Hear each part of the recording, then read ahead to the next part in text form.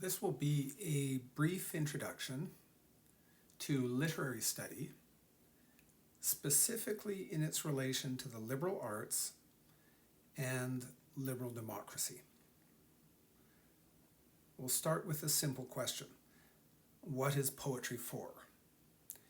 Well, to teach, to delight, and to move to action. This, when speaking of what's been described as the great conversation of Western civilization, is the goal of poetry that matters, the goal of poetry that knows what it's about. This tripartite aim, it was a commonplace in Renaissance thinking, and it's set out clearly in Philip Sidney's Defense of Poesy. And that's a work that marks the very beginning of the English tradition of literary textual criticism. And of course, textual criticism is as old as the hills. There's endless medieval textual criticism coming out of the scholastic tradition and in Latin. But in terms of the literary criticism coming out of the European dialect, we could say that for England, it begins with Sidney's Defense of Poesy.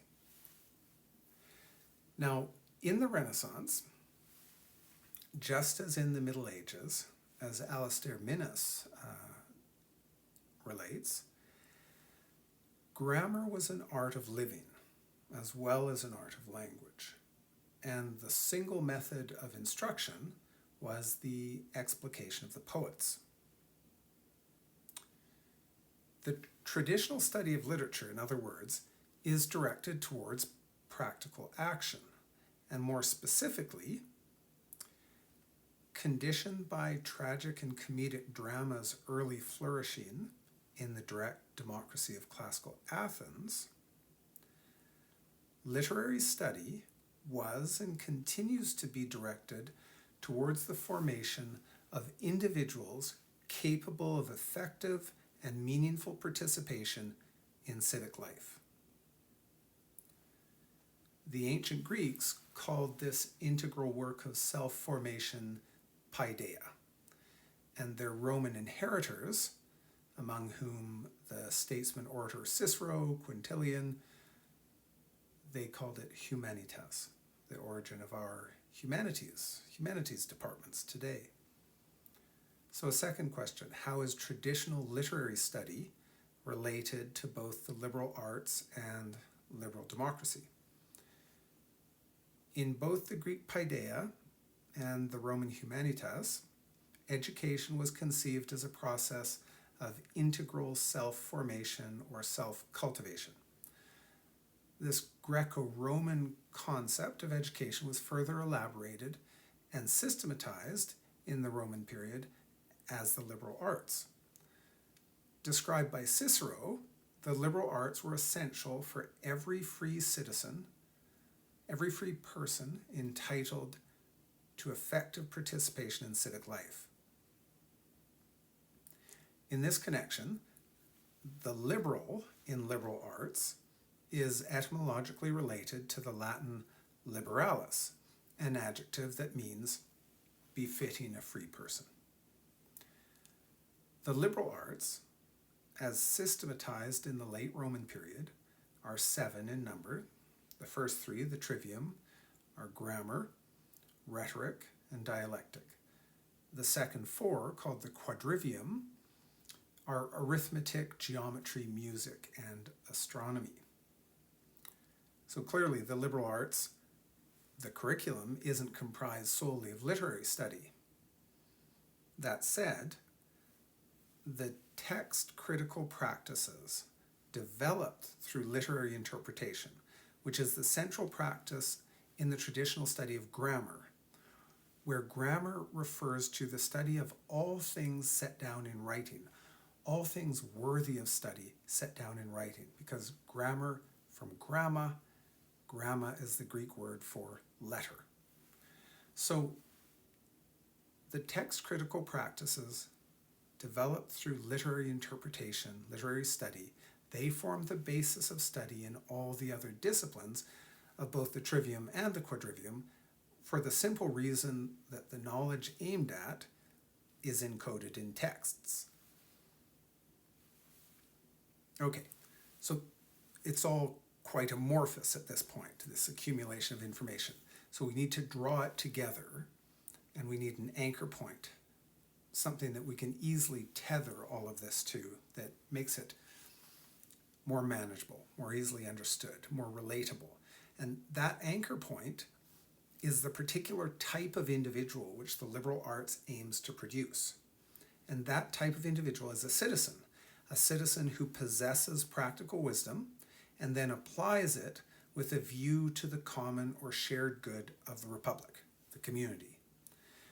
The citizen, in other words, as capable participant in and preserver of liberal democracy.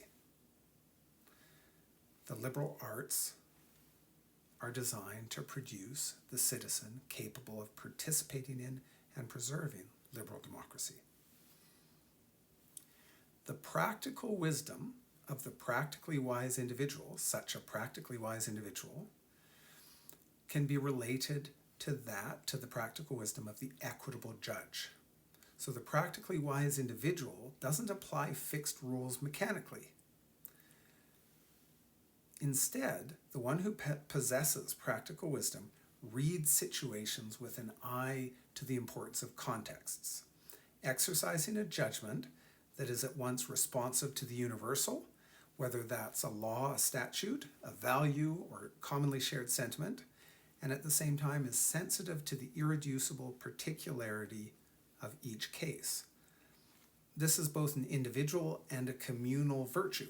The capacity for practical judgment is not something that can arise in isolated individuals. It's formed and exercised within the institutions, practices, and conversations of the communally governed and communally shared state, whether that's the Greek democratic polis, the Roman Republic, or the modern liberal democracy.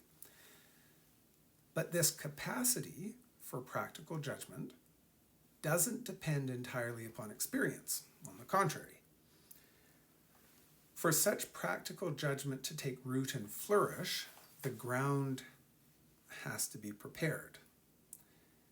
And so practical wisdom requires not only experience, but painstaking cultivation of the art of interpretation through the reading, explication, and imitation of boni literae, that is, good letters or classical literature, traditionally defined as the best things written and spoken by the ancient authoritative writers, or auctores, of the Greek and Roman civilizations. Such cultivation, this type of cultivation, was and is ethical in its focus, because literature was understood to be concerned with ethical persuasion, and thus its practiced interpretation by readers was a guide to action. Now, this type of learning or self-formation is essential to liberal democracy because unformed citizens who lack the cultivated ability to deliberate about the common good, to evaluate the claims and arguments of their elected representatives, to read and interpret the laws under which they live, and the new legislation, the new laws proposed to change aspects of their manner of living and doing business, to recognize when their freedom is being threatened or manipulated rather than exercised. This type of learning,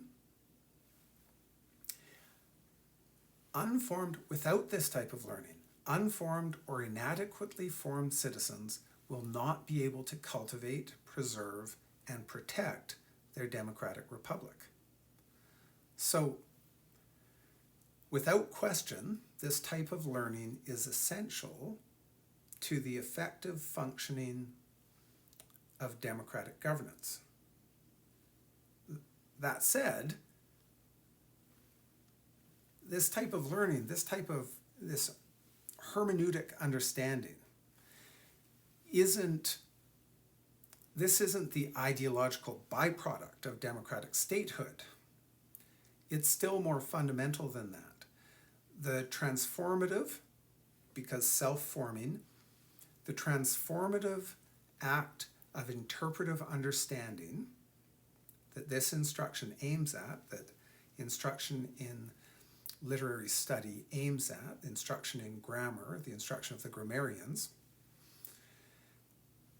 the act of interpretive understanding that this instruction aims at was and continues to be the performative, participatory inheritance of tradition.